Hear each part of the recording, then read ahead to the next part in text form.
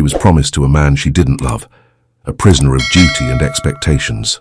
But on her wedding day, everything changed when a fierce warrior burst through the church doors and carried her away into the wilderness.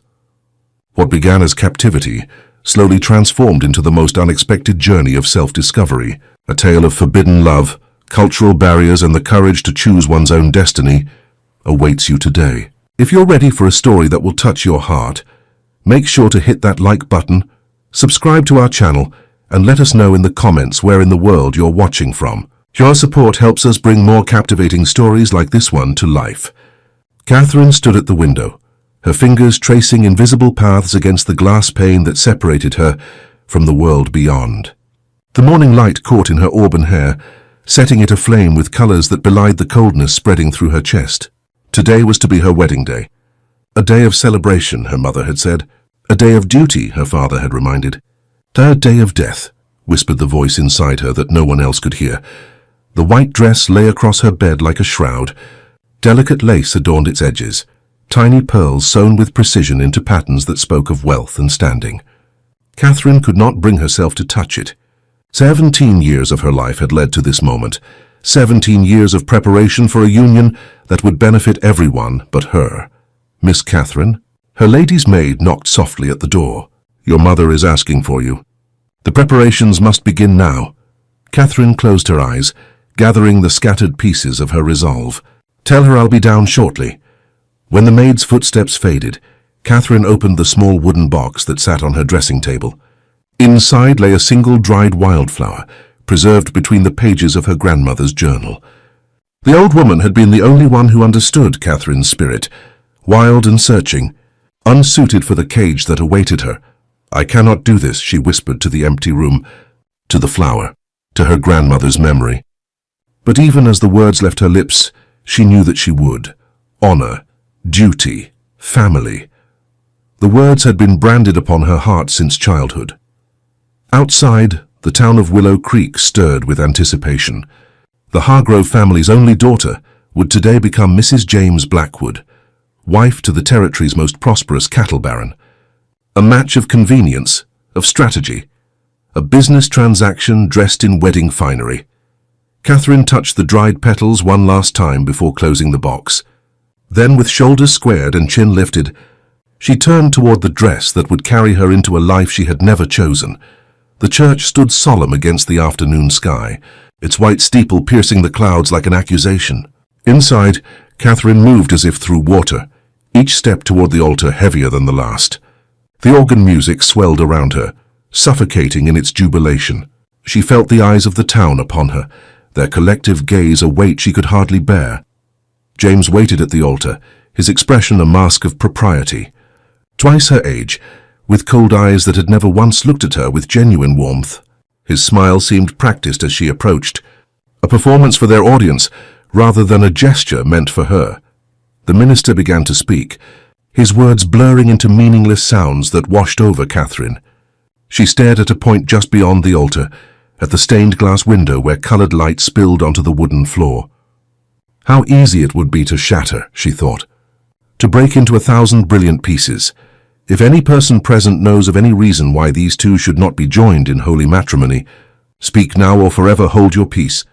The customary silence followed, heavy with unspoken words. Catherine's heart hammered against her ribs, a desperate bird seeking freedom.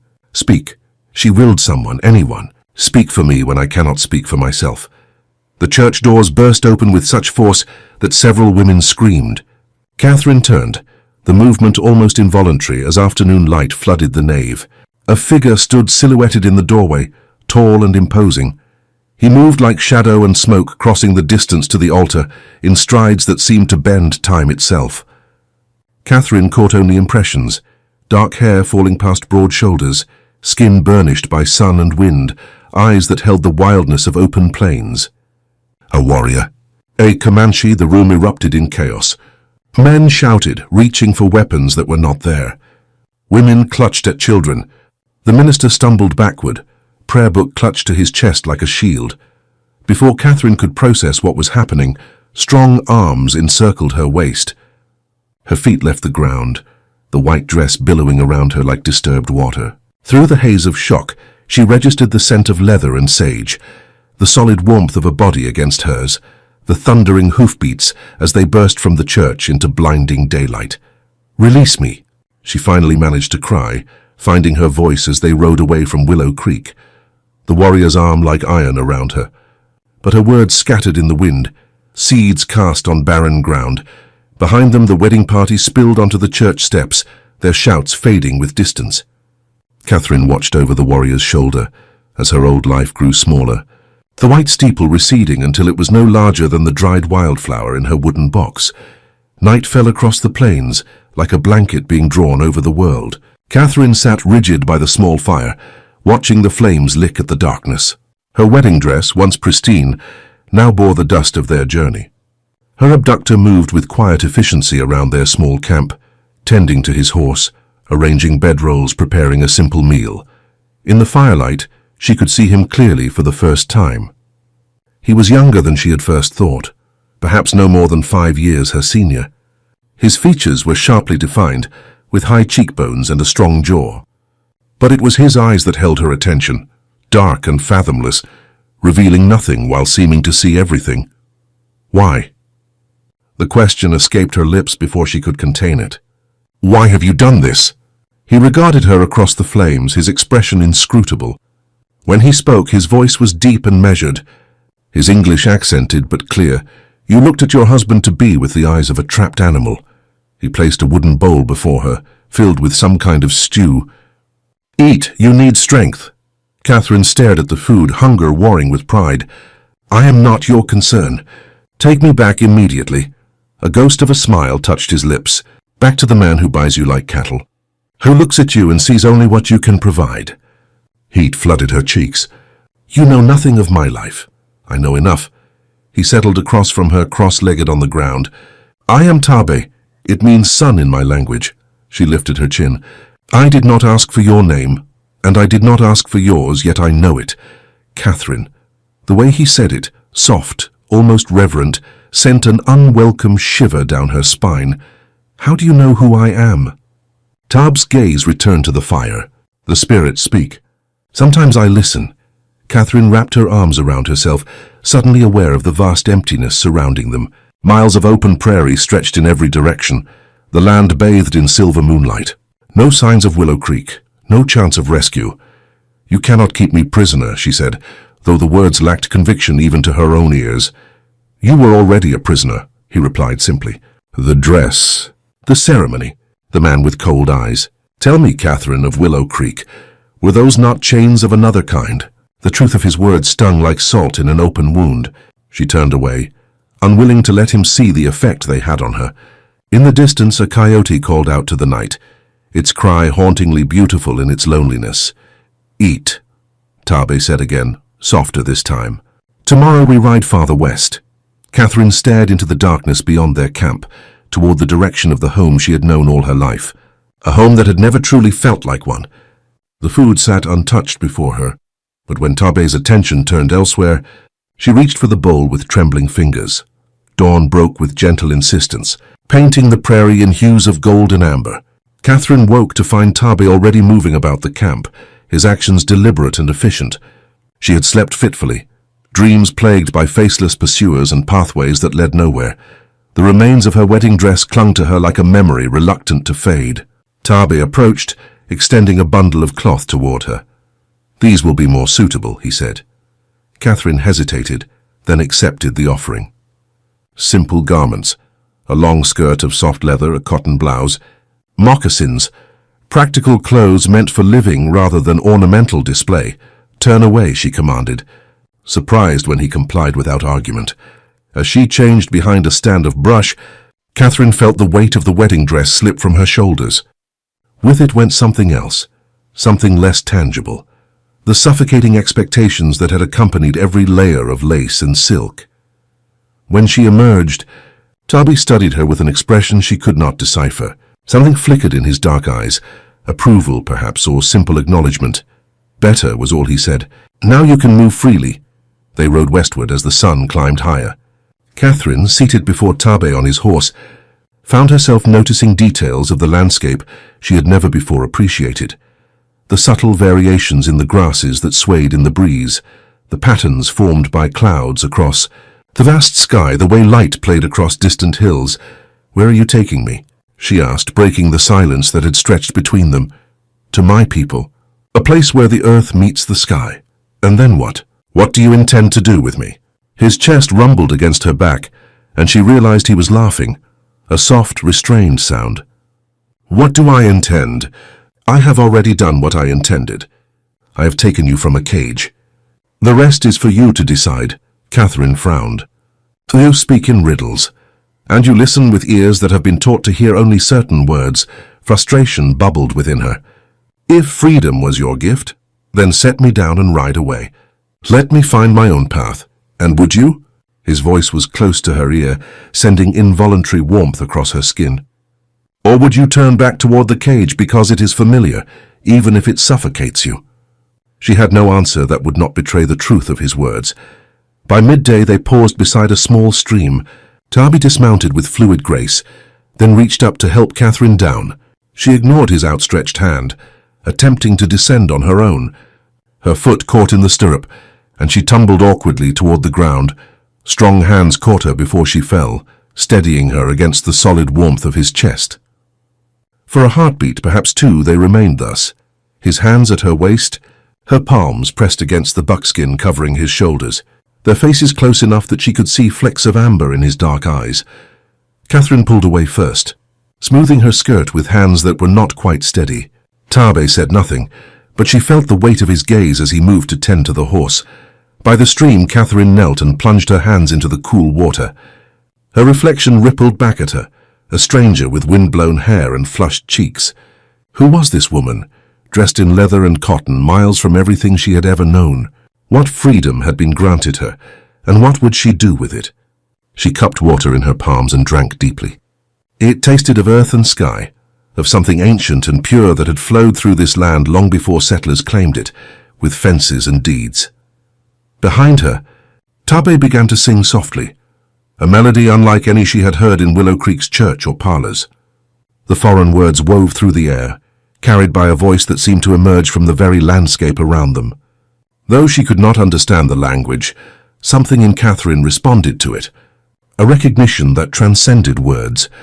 For the first time since leaving Willow Creek, she felt the tight band of fear around her chest begin to loosen. The campfire had burned low, reduced to glowing embers that pulsed like a living heart in the darkness. Catherine woke with a strangled cry, the nightmare still clinging to her like cobwebs.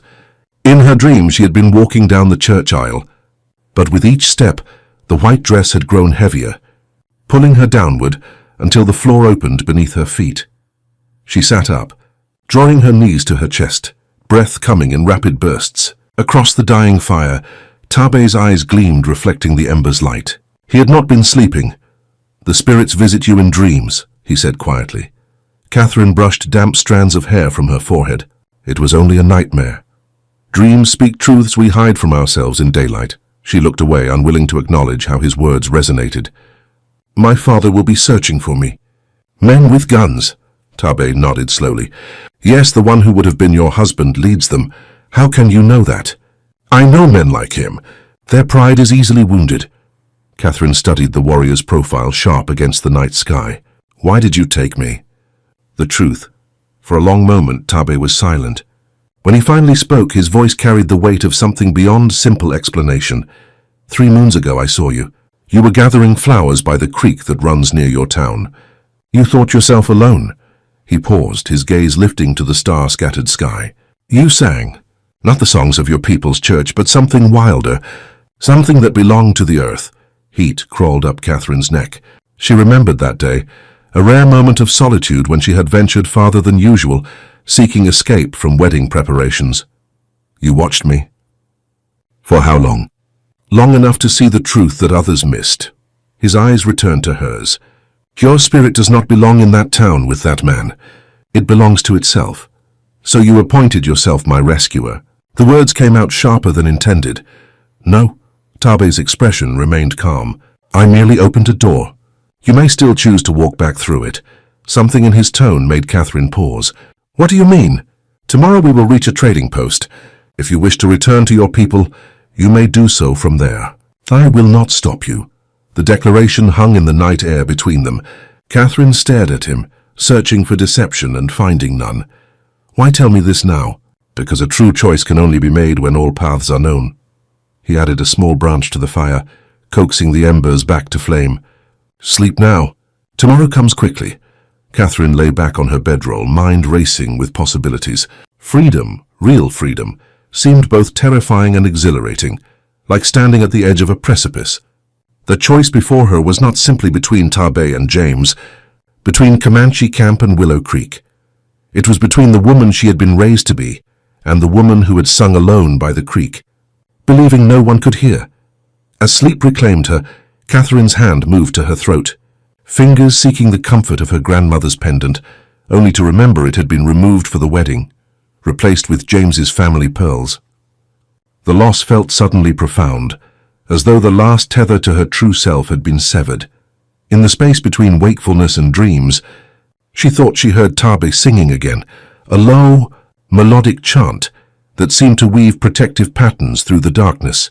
The trading post appeared on the horizon like a mirage, a cluster of weathered buildings marking the boundary between worlds. A few horses stood tethered outside, and smoke curled lazily from the main building's chimney. Catherine felt Tarbé tense slightly behind her, his body alert to potential danger. "Remember your promise," she said quietly. "I keep my word," he replied. "The choice is yours." They approached cautiously. Tarbé dismounted first, his movements fluid yet guarded. He helped Catherine down, his hands lingering at her waist a moment longer than necessary. Their eyes met briefly before he turned toward the trading post's entrance. Inside, the air hung heavy with the scent of tobacco, leather, and coffee. A grizzled man with a silver-streaked beard stood behind a rough-hewn counter, eyes narrowing as they entered. Two other men sat at a small table in the corner playing cards. Their conversation died as they took in the unlikely pair, the Comanche warrior and the young woman in mixed clothing. "Mornin'," the shopkeeper said cautiously. "What can I do for you folks?" Catherine stepped forward. "I need to send word to Willow Creek." The men exchanged glances. The shopkeeper's brow furrowed. "Willow Creek, you say? Wouldn't happen to be the young lady they're searching for, would you?" Her heart skipped. "They've been here."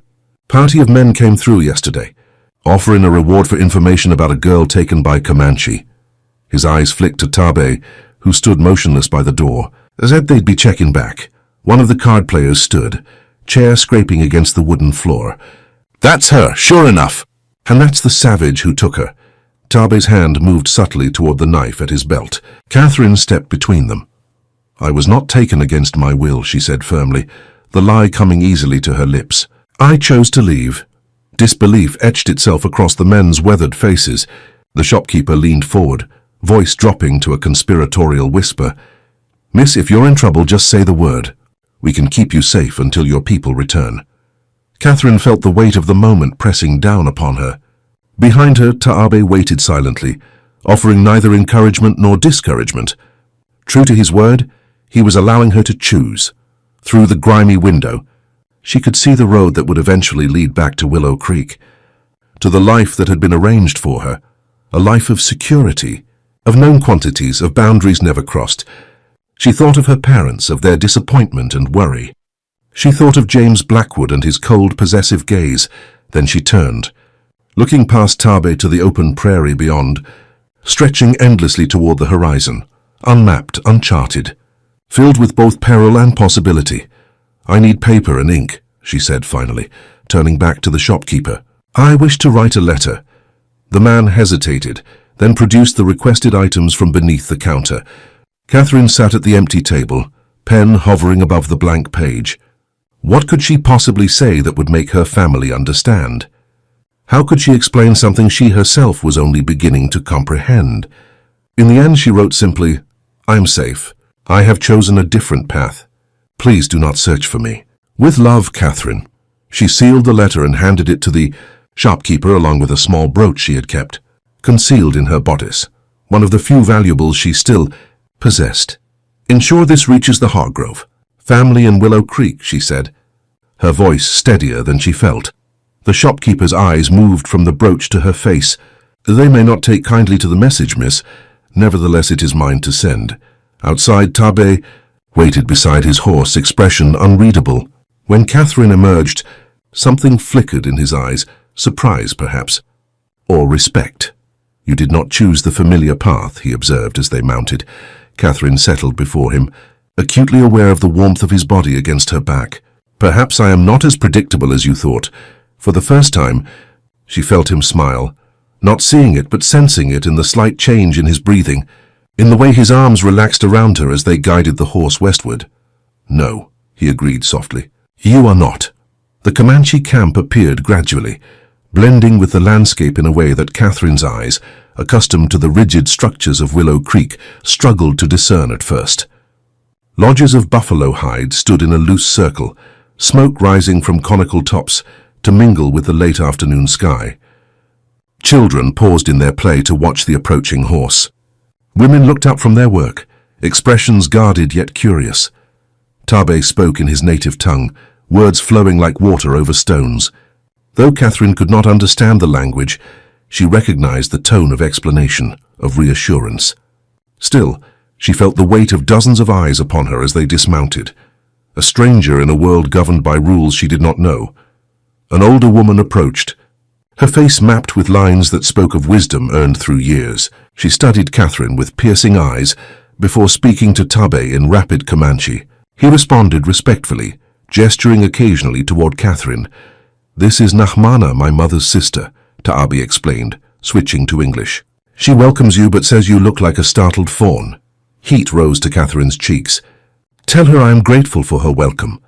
When he translated, the older woman's expression softened. She reached out, weathered fingers brushing Catherine's hair with gentle curiosity before beckoning her to follow. Nahmana led her to a lodge set slightly apart from the others. Inside, furs covered the ground, and various possessions hung from the lodge poles.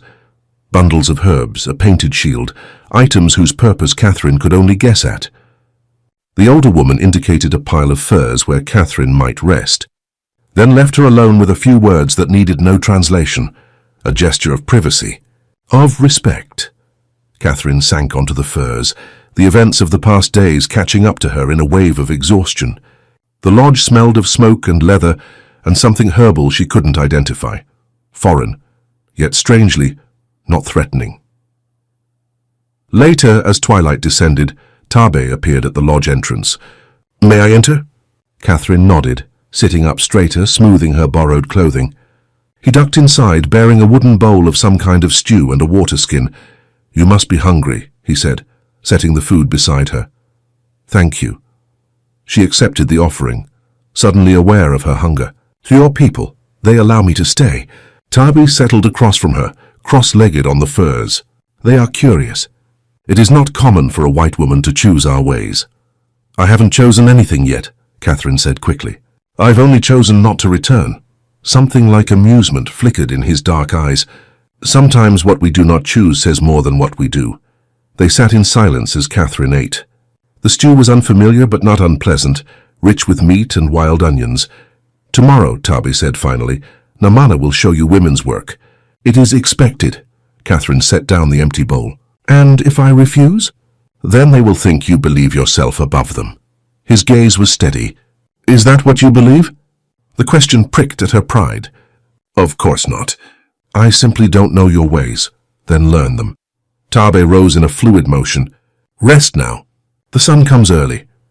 After he had gone, Catherine lay back on the furs, staring up at the apex of the lodge where stars were visible through the smoke hole. So far from Willow Creek, from the life she had been prepared for. What would her mother think, seeing her daughter sleeping in a Comanche lodge, eating food prepared over an open fire, contemplating tasks that no proper lady would consider? Yet beneath the strangeness, beneath the lingering fear and uncertainty, Catherine felt something unfamiliar stirring, a sense of possibility that had never existed within the neatly trimmed boundaries of her previous life.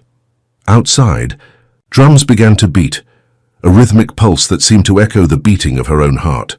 Voices rose in song, men's and women's blending in harmonies unlike anything she had heard in Willow Creek's church.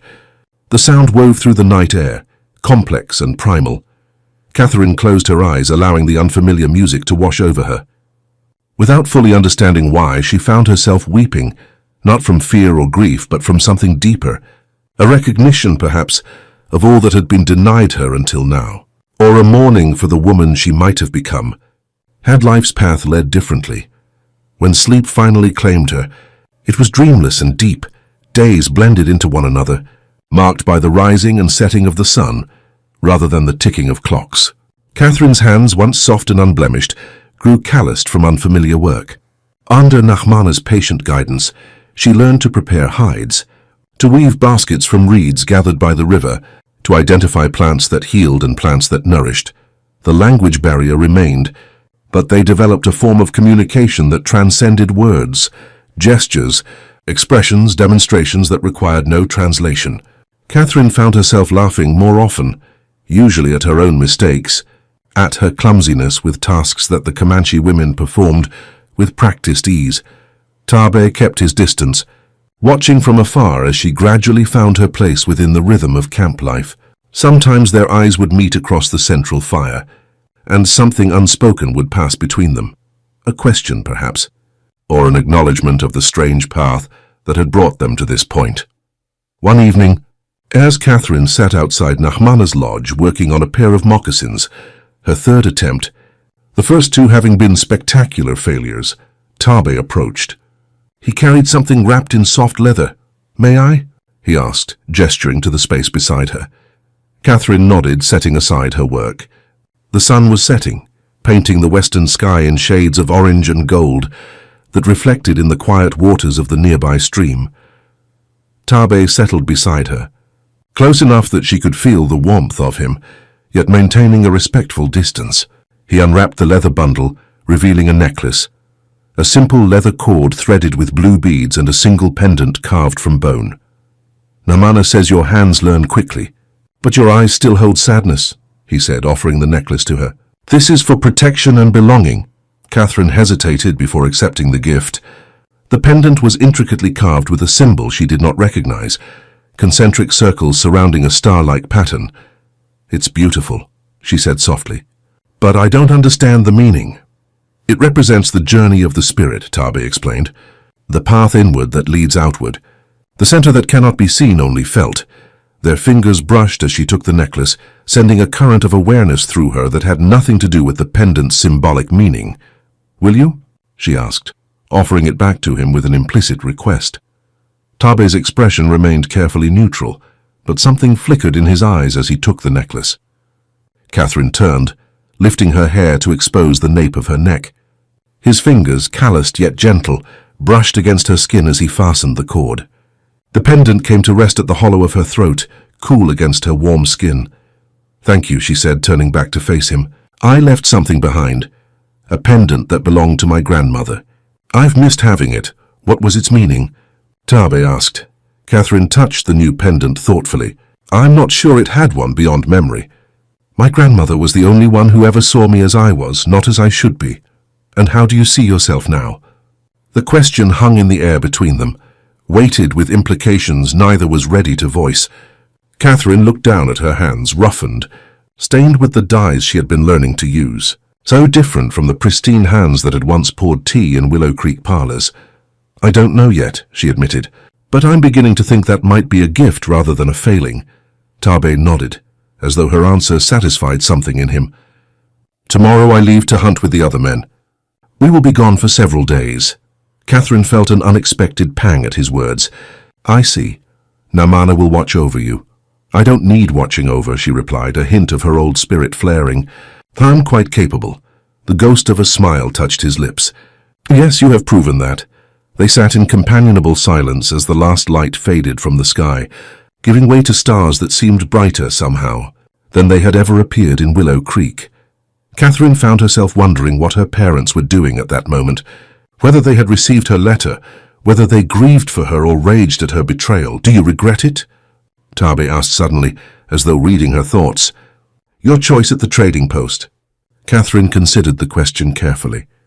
"No," she said finally, "but that doesn't mean I don't feel the weight of it." Tabe reached out, his hand hovering near hers without touching. "Some burdens are worth carrying." In the silver light of the rising moon, His face seemed younger, more vulnerable than she had seen it before. Catherine realized with a start that he too carried burdens, responsibilities.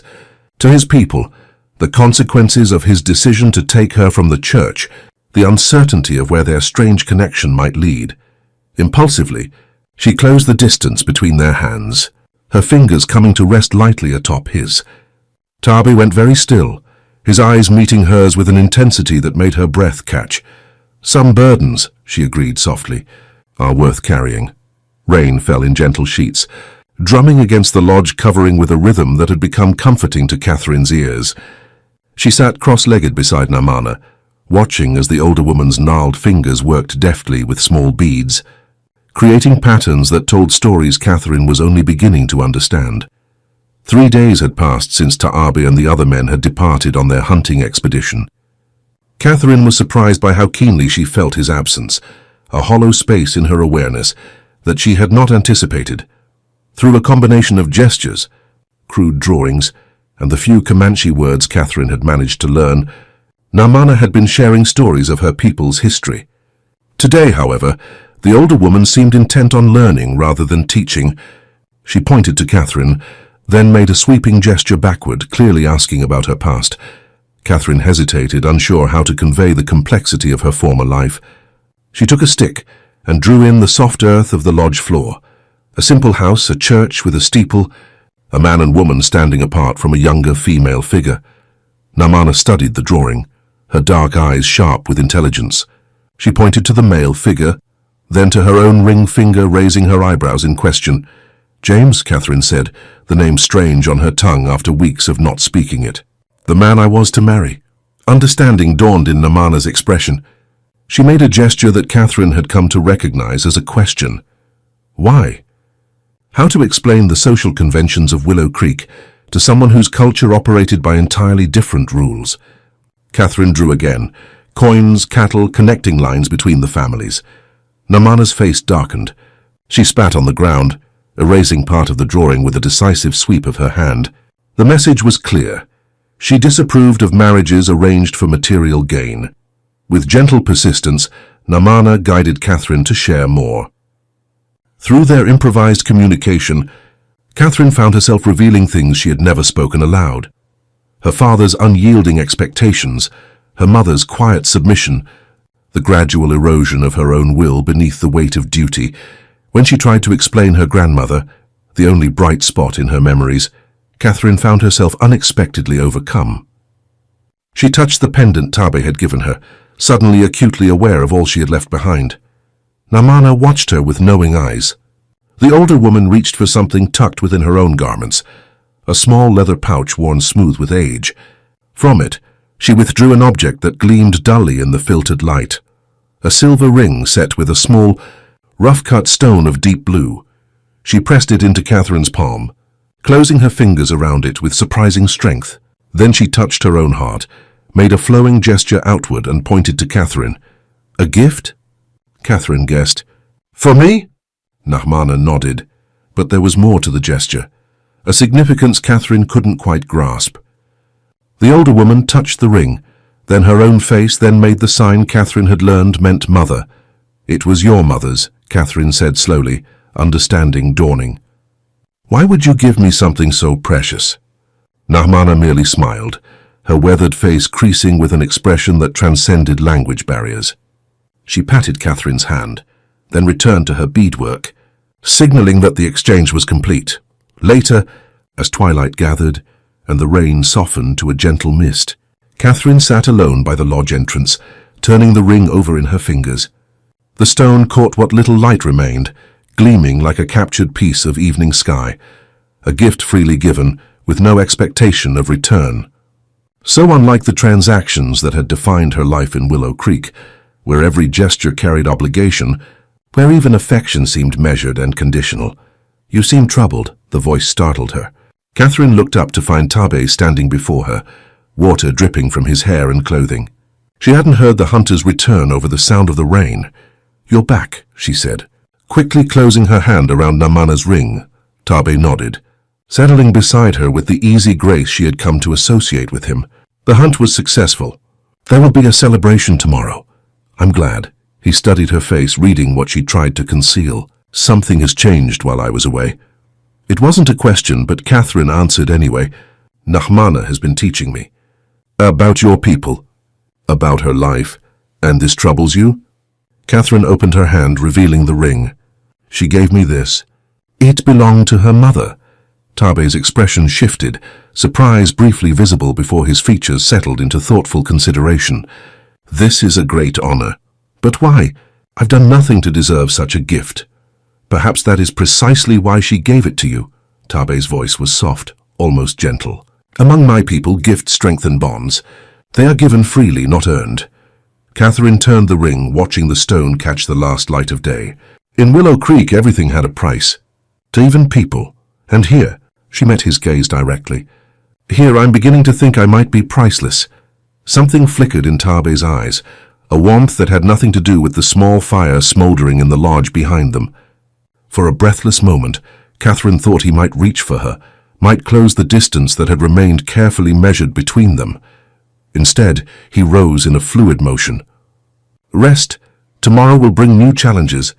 As he turned to leave, Catherine called after him, Tabe. When he paused, looking back at her, she continued, Thank you. Not just for the hunt, but for...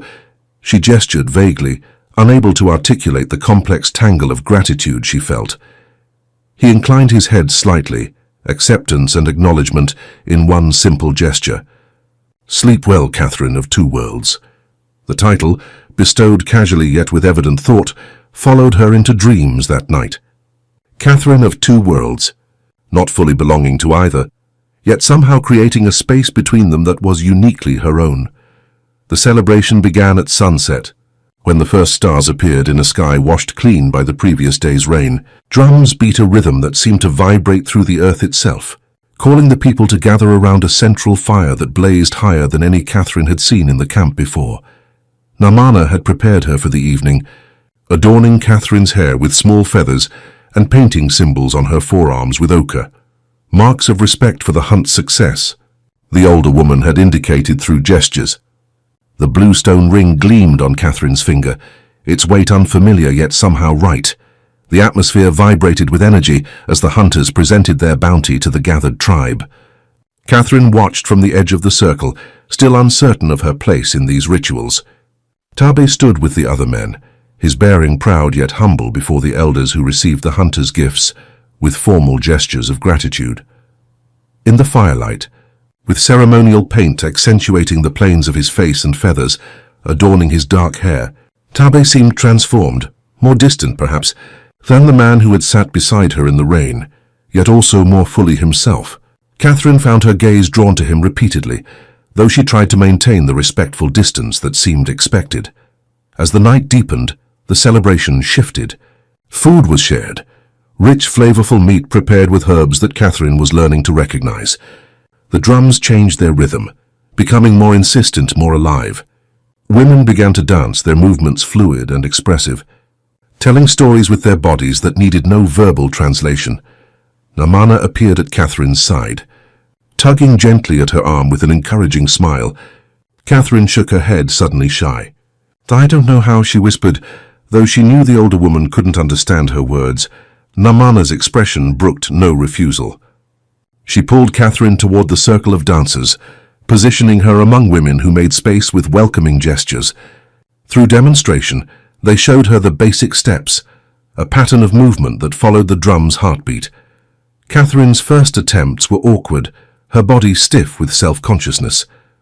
In Willow Creek, dancing had been a formal affair, all prescribed steps and proper distances. This was something altogether different, raw, expressive, connected to earth and sky in ways the stately waltzes of her past had never been. Gradually, the rhythm began to flow through her. Catherine felt something loosen inside her chest as she surrendered to the music, to the movement, to the acceptance of the women who danced beside her. Her feet found the pattern. Her hands learned to trace the shapes that formed part of the story. Her body remembered something her mind had never known, a freedom of expression that transcended the boundaries she had been raised to observe. Across the fire, she became aware of Tabe watching her. His dark eyes reflected the flames, intense and unreadable.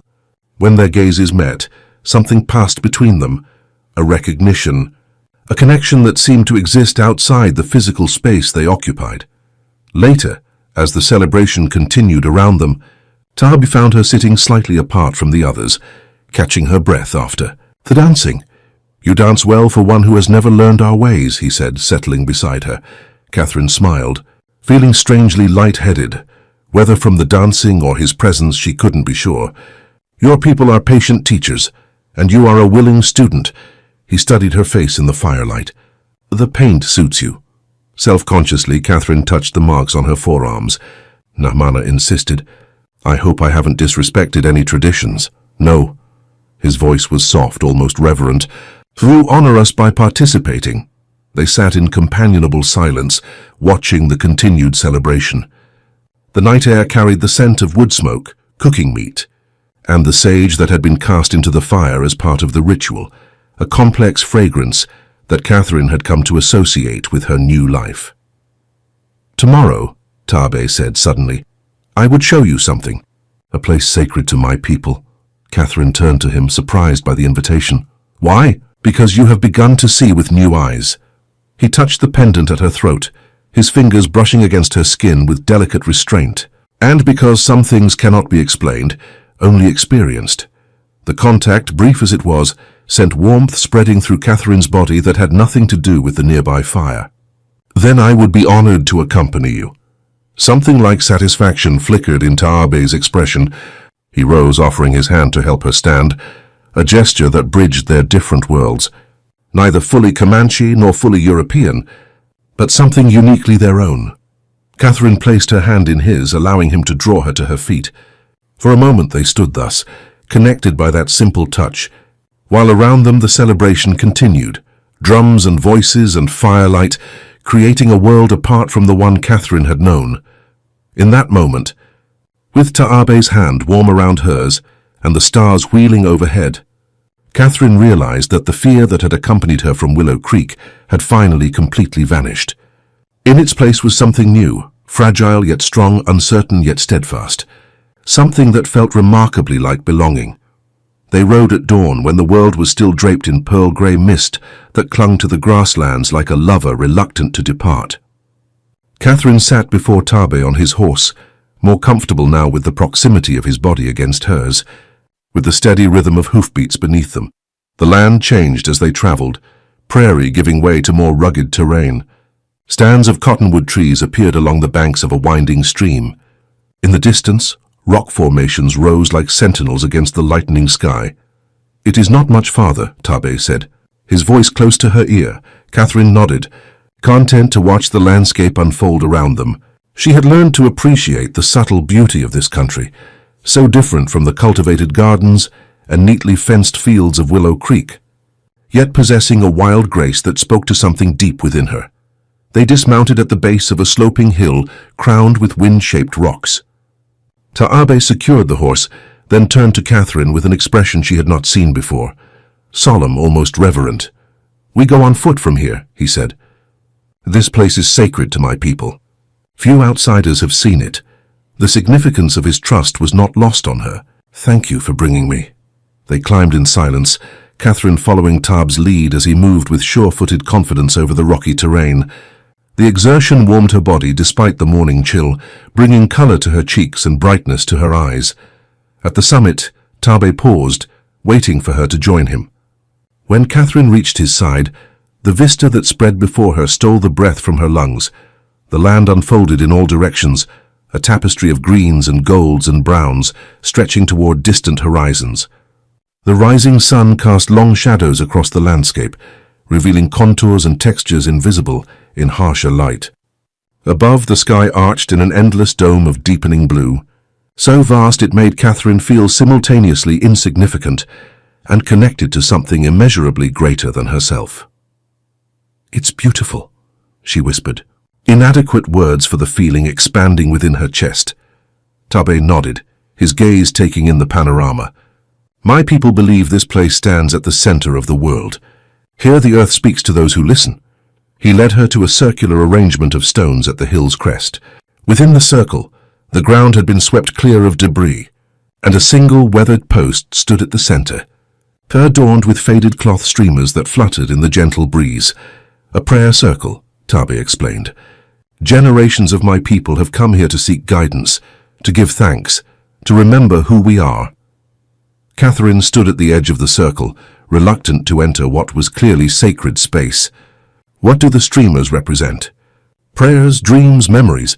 Tabe's expression grew distant. Each is tied with purpose, with meaning. He reached into a pouch at his waist and withdrew something that caught the morning light. A small strip of cloth, deep blue in color. I brought this for you, he said, offering it to her, if you wish to leave something of yourself here. Catherine accepted the cloth, its texture soft against her fingers. What would I say? I don't know your prayers. The earth does not need words to understand the heart. Tabe's voice was gentle. Speak in whatever way feels true. He stepped back, giving her space to approach the central post alone. Catherine hesitated, then entered the circle, feeling a subtle shift in the air around her, not physical but something more profound, as though she had crossed a threshold into a place where different rules applied. At the post, she paused, cloth held loosely in her hand. What prayer could she offer in this place? What truth did her heart wish to speak? Catherine closed her eyes, allowing the morning breeze to wash over her. She thought of Willow Creek, of the life she had left behind, the expectations, the boundaries, the carefully constructed cage of propriety that had never truly contained her spirit.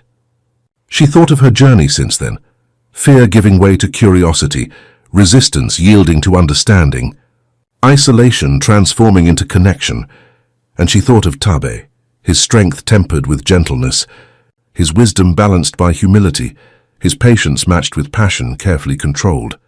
With deliberate movements, Catherine tied the blue cloth to the post, weaving it among the others that had come before. As she did so, she offered not words but feeling, gratitude for the path that had led her here, hope for what might yet unfold, and a quiet commitment to honor both worlds that had shaped her. When she turned back to Tabe, something had shifted between them, a mutual recognition that transcended the cultural divide separating their origins. He extended his hand and she took it without hesitation, allowing him to lead her to a flat rock overlooking the eastern vista. They sat side by side as the sun continued its ascent, bathing the world in golden light. Catherine was acutely aware of Tabe beside her, the warmth of his body, the rhythm of his breathing, the quiet intensity he carried like a banked fire.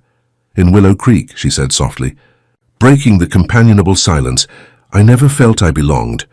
Even among my own family, I was somehow separate. Tabe listened without interruption, his dark eyes thoughtful. Here, Catherine continued, among people whose language I barely speak, whose ways are foreign to me, here I have found something I never knew existed. And what is that? Tabe asked, his voice equally soft. Catherine looked out over the landscape, searching for words to express what she felt. Space to become myself. Tabe nodded as though her answer confirmed something he had already known. The Comanche have a saying, the eagle cannot soar in a cage no matter how beautiful its bars.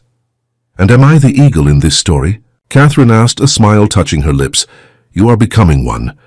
Tabe's gaze held hers, unwavering in its intensity. Day by day I watch you remember your wings. The simple poetry of his words touched something deep within her. Catherine found herself leaning toward him, drawn by a force as natural and inevitable as gravity. Tabe remained still, allowing her to determine the distance between them. When their lips met, it was gentle, a question asked and answered in the same breath. Catherine's hand found its way to Tabe's cheek, her fingers tracing the contour of his face as though memorizing its landscape by touch. His arms encircled her waist, drawing her closer with careful restraint. The kiss deepened, transcending the boundaries of their separate worlds. In that moment there was no Willow Creek, no James Blackwood, no promises broken or obligations abandoned. There was only this hill, this circle of stones, this man whose touch awakened something wild and true within her. When they finally drew apart, Catherine's breath came quick and shallow. Tabe's eyes had darkened, his expression a complex mixture of desire and reverence. Catherine of two worlds, he said softly, one hand rising to trace the line of her jaw. Where do you belong now? She covered his hand with her own, turning her face to press a kiss against his palm. Here, she answered simply. In this moment, with you. It was both more and less than a declaration of love, a truth spoken without artifice, a choice made without reservation. Tomorrow would bring its own challenges, its own questions. But here, on this sacred ground, Catherine had found a certainty that had eluded her all her life. She belonged to herself. And in belonging to herself, she could choose to belong with him, the PC. That had settled over Catherine in the days following their visit to the sacred hill was shattered with the arrival of a rider from a neighboring Comanche band. The man came at dusk, his horse lathered with sweat from hard riding, his expression grim as he spoke rapidly to the camp's elders. Catherine watched from the entrance of Nahmana's lodge as Tabe joined the gathering, his posture alert, his face setting into the impassive mask he wore when confronting danger. Though she could not understand the words being exchanged, the tension that rippled through the assembled men was unmistakable. Later, as darkness fell and the camp settled into an uneasy quiet, Tabe came to her. His features were drawn tight with concern. "What's happened?" Catherine asked, rising to meet him. Tabe's eyes held hers steadily. "Men from Willow Creek. They search for you still." A cold weight settled in Catherine's stomach. "After all this time? It's been nearly 2 months. Your letter did not satisfy them." Tabe's voice was carefully neutral. "Especially the man you were to marry, James." The name felt foreign on her tongue now, a relic from another life. "What does it matter to him?" "Surely his pride has healed by now. It is not pride alone that drives him." Tabe's gaze flickered briefly toward the darkened prairie beyond the camp. "The messenger says these men speak of property reclaimed, of savages punished. They have rifles. They have enlisted scouts from tribes unfriendly to the Comanche." The implications settled over Catherine like a shroud. This was no longer about her choice, her freedom. This was something darker, more dangerous, a conflict she had inadvertently set in motion, with consequences that threatened not just her future, but the safety of the people who had taken her in. "This is my fault," she whispered. Tabe shook his head firmly. "No. The fault lies with men who cannot accept that what they desire may not be theirs to possess. What will happen now? We move camp tomorrow before dawn. There are places in the hills where we can shelter, where those unfamiliar with the land will not easily follow." Catherine nodded, a hollow feeling spreading through her chest. "And me? What would be best for your people?" Something flickered in Tabe's eyes. Pain, perhaps, or the recognition of the choice she was offering. "You ask if you should leave? If you should surrender yourself to prevent conflict?" "Yes." Tabe stepped closer, his hands coming to rest on her shoulders. "Catherine, you are no longer property to be traded or surrendered. You are a woman who has chosen her path. My people respect this, even if it brings danger to them. Life brings danger. We do not abandon what we value because the path grows difficult." His thumbs traced gentle circles against her collarbones, a soothing gesture at odds with the gravity of their conversation. "The elders have decided. You stay with us, if that is your choice." Relief and gratitude warred with guilt in Catherine's heart. "It is my choice. But I won't hide while others face danger on my behalf. I need to help, to contribute." A ghost of a smile touched Tabe's lips. "I expected no less from you." They stood thus for a long moment, connected by touch and shared purpose, while around them the camp prepared for the journey ahead. Catherine was acutely aware of how much had changed since she had first been brought to this place, not just externally, and her appearance and abilities, but internally, in the very core of who she understood herself to be. "Tabe," she said softly, "if James and his men find us—" He silenced her with a gentle finger against her lips. "We will face that crossing when we come to it. For now, prepare for tomorrow's journey.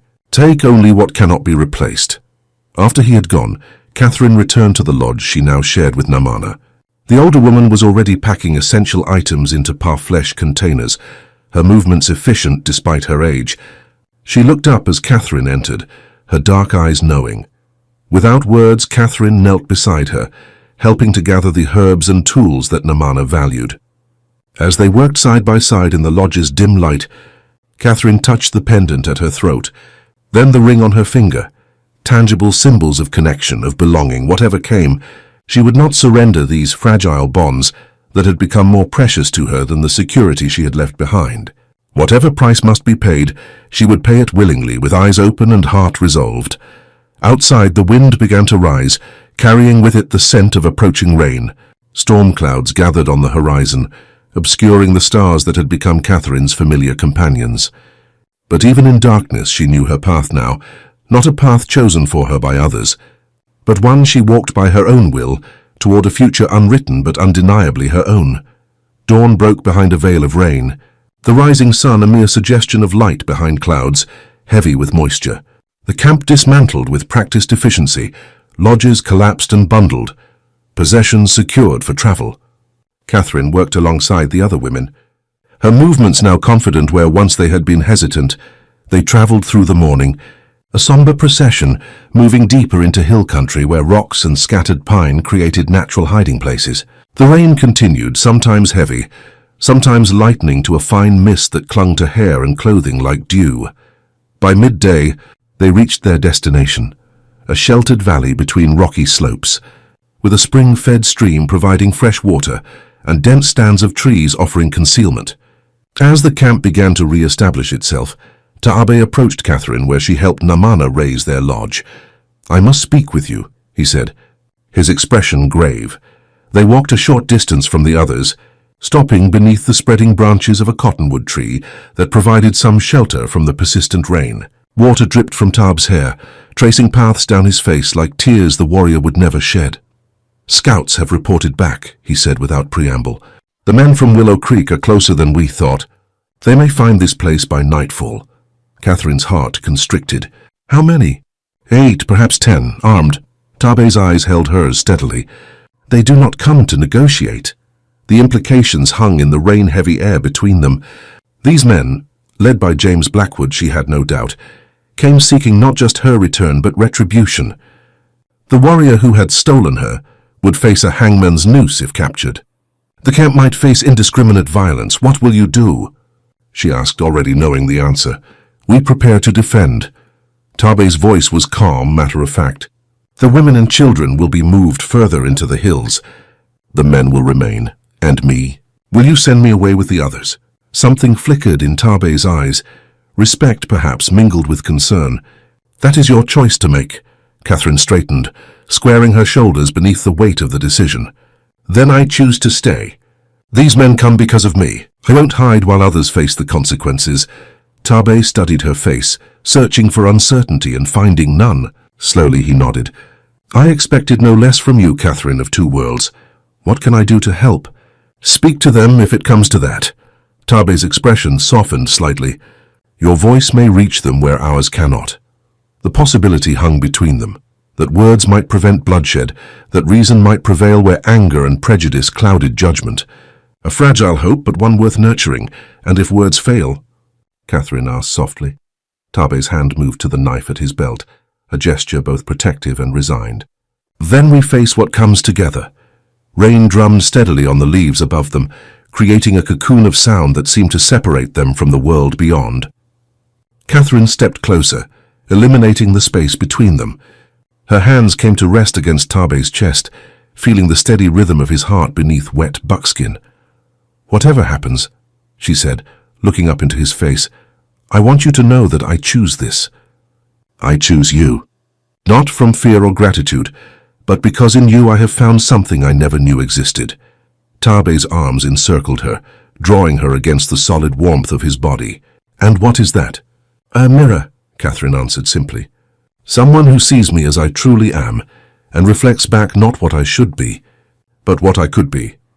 Their lips met in a kiss that carried the weight of unspoken words, promises neither could make with certainty, hopes that transcended the danger gathering around them. Catherine surrendered to it completely, memorizing the feel of him, the taste of rain on his skin, the strength and gentleness that coexisted in his embrace. When they parted, Taabe touched the pendant at her throat, his fingers lingering against her skin. "Keep this close. Remember its meaning." "The journey inward that leads outward," Catherine recited.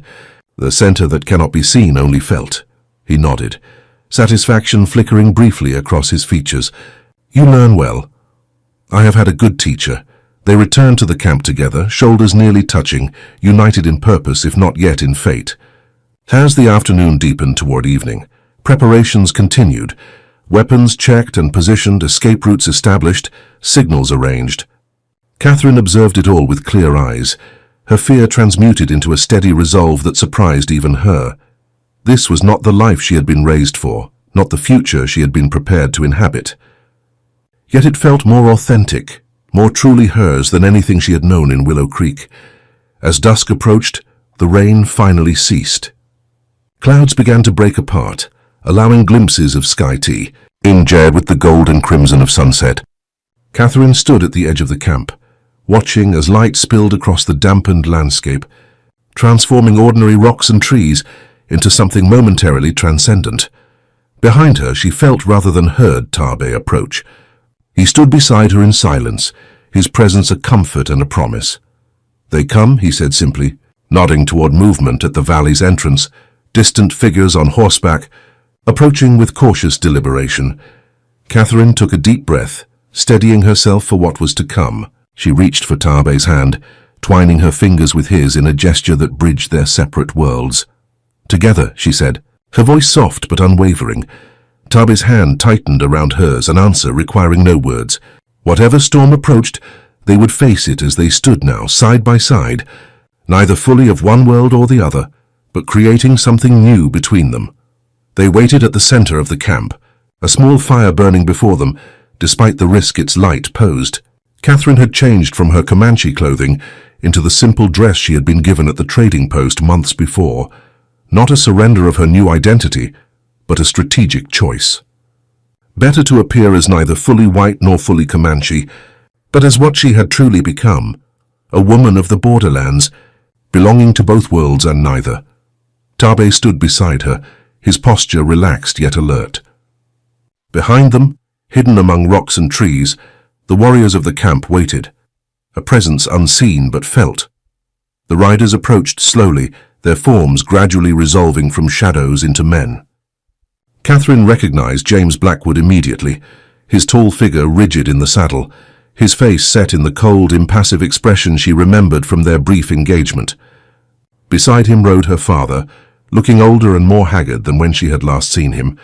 The sight of her father stirred complex emotions in Catherine's chest, not regret, exactly, but a poignant awareness of the pain her choices had caused him.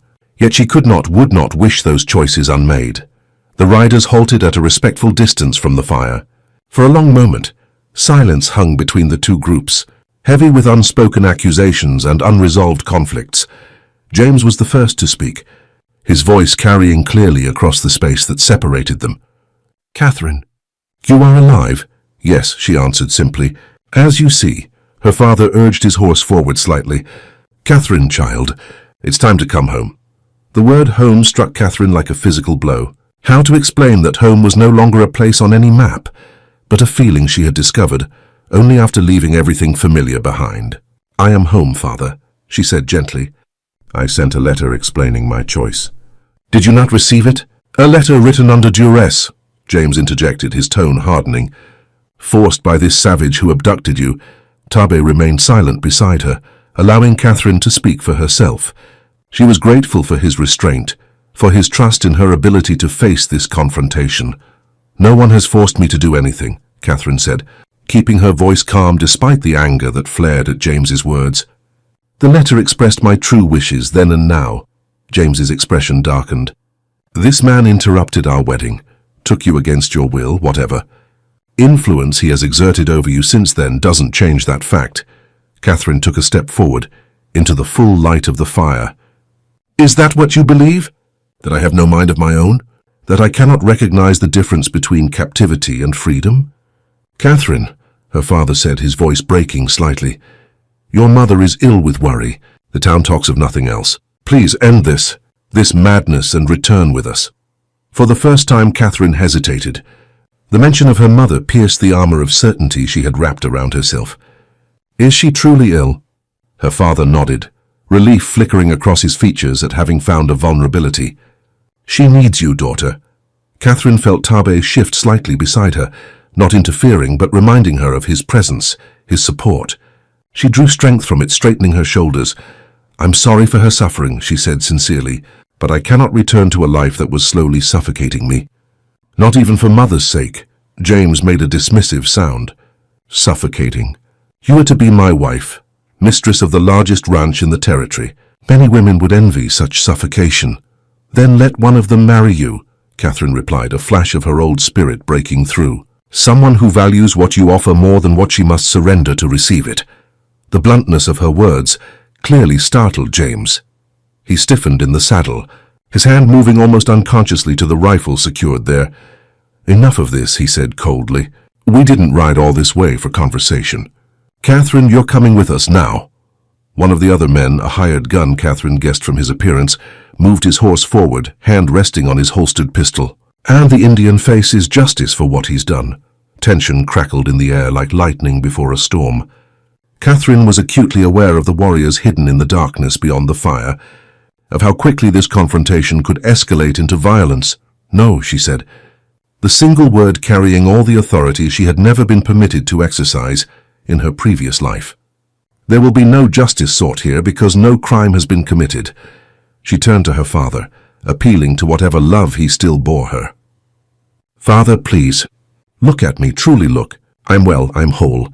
I have found a place where I can breathe, where I can become the person I was meant to be. With savages. James interjected, contempt dripping from the word. Catherine's gaze snapped to him, cool and assessing. I have found more civilization here than I ever did in your parlor, Mr. Blackwood. More honor, more truth, more genuine care for my well-being. For the first time, Tarbee spoke, his deep voice measured and calm. We do not wish conflict. The woman has chosen her path. Honor her choice and depart in peace. James's face flushed with anger. You dare to speak of honor? After stealing what was mine. I was never yours, Catherine said quietly. That was the illusion we all labored under. An illusion I can no longer maintain even to spare feelings. Her father dismounted slowly, approaching on foot with hands held away from his weapons, a gesture of temporary truce. When he stood before her, Catherine could see the conflict in his eyes, the struggle between the conventions that had governed his life and the undeniable evidence of his daughter's transformation. Catherine, he said softly, for her ears alone, is this truly what you want? Not just now, in this moment, but for all the days to come. Have you considered what you're giving up? She met his gaze steadily. I have considered what I'm gaining, Father. A life of my own choosing. Work that connects me to the earth and sky, rather than separating me from them. People who value me for my spirit rather than my obedience. She glanced briefly at Tarbee, drawing strength from his presence. And yes, a man who sees me not as property to be acquired, but as a partner to be respected. Something shifted in her father's expression, a reluctant recognition, perhaps, or the first fragile acceptance of a truth he had resisted. He reached out, his weathered hand gently touching her cheek in a gesture more tender than any she could remember from her childhood. You have your grandmother's spirit, he said, his voice rough with emotion. She too was never meant for fences. The unexpected understanding in his words brought tears to Catherine's eyes. Then you know why I cannot return. Her father nodded slowly, his hand falling back to his side. I know, Harrison.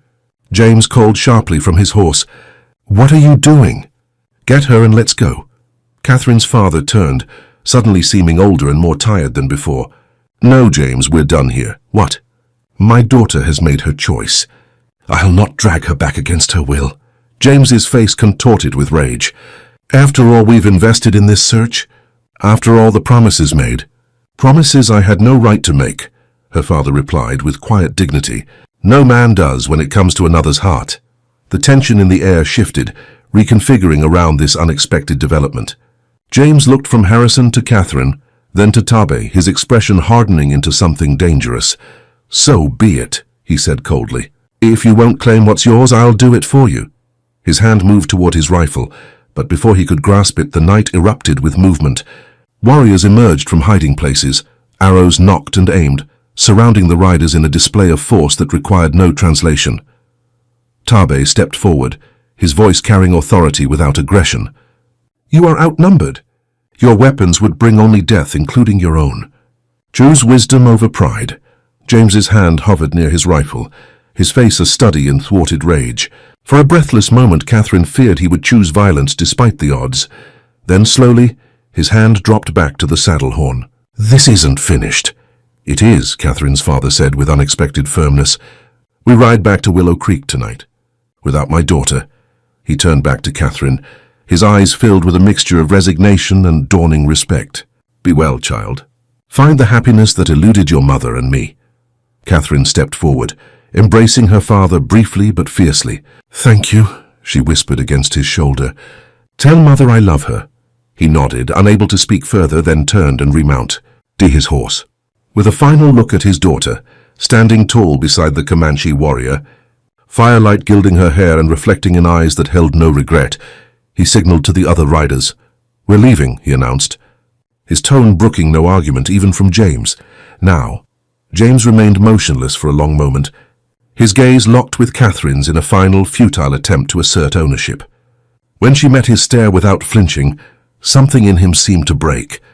With a muttered curse, he wheeled his horse around and rode away without looking back. The others followed, some reluctantly, casting curious or hostile glances over their shoulders as they departed. Catherine's father was the last to leave, raising his hand in a gesture that was both farewell and blessing before urging his horse after the others. Catherine watched until the riders disappeared into the darkness, becoming once again the shadows from which they had emerged. Only when the sound of hoofbeats had faded completely did she allow the tension to leave her body, sagging slightly where she stood. Tabe's arm encircled her waist, steadying her. "You stood strong," he said softly. "Like the oak that bends in the storm but does not break." Catherine leaned into his strength, allowing herself this moment of vulnerability after the confrontation's strain. "They're gone," she whispered, the reality of it only now fully registering. "It's over." "Yes," Tabe agreed, guiding her back toward the fire's warmth. "One journey ends. Another begins." Around them, the camp gradually returned to normal. Warriors emerged fully from their hiding places, weapons lowered but not yet put away. Women and children would return from their refuge deeper in the hills by morning. Life would continue its rhythm, altered but unbroken by the night's events. Catherine sat beside the fire, Taabe settling next to her with the easy grace she had come to love. The pendant at her throat caught the firelight, gleaming like a star fallen to earth. She touched it with reverent fingers, then reached for Tabe's hand, entwining their fingers in silent communion. "What happens now?" she asked, her voice barely audible above the fire's gentle crackling. Tabe's thumb traced circles against her palm, a gesture both soothing and intimate. "Now, Catherine of two worlds, we create a third, a place between belonging to us alone." The simplicity and profundity of his answer resonated within her like a bell struck at exactly the right frequency. This was what she had been seeking all along, without knowing how to name it, not assimilation into his world or a return to her own, but the courage to forge something new from the best elements of both. "I would like that," she said softly, resting her head against his shoulder. Above them, clouds continued to disperse, revealing a sky ablaze with stars, constant yet ever-changing, ancient yet eternally new. Like the love growing between them, like the life they would build together in the borderlands of two cultures, like the woman Catherine had become and was still becoming, unbounded, unchained, free to choose her own destiny, with eyes open and heart unbound.